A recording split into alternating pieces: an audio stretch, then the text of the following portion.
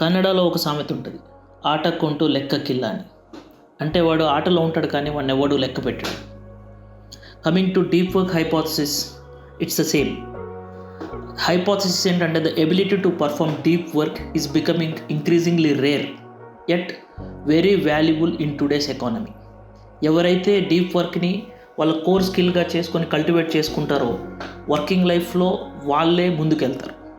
So ఎంతోమంది గొర్రెలున్నా మనమే standout అవ్వాలన్నా, ఏది కావాలన్నా సరే, నువ్వు ఒక ఐఏఎస్ ఆఫీసర్ అవ్వాలనుకుంటున్నావు, యూపీఎస్సీ క్రాక్ చేయాలనుకుంటున్నావు, ఒక మెడికల్ ఎంట్రన్స్ క్రాక్ చేయాలనుకుంటున్నావు, you want be in IIT, లేదా నీ వర్క్ ఫోర్స్లో నువ్వు పనిచేస్తున్న ప్రొఫెషనల్ లైఫ్లో you want be number 1, what you need is again and again deep work.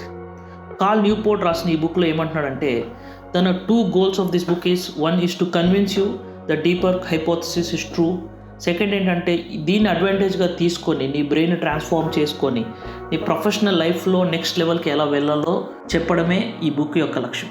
So stay connected.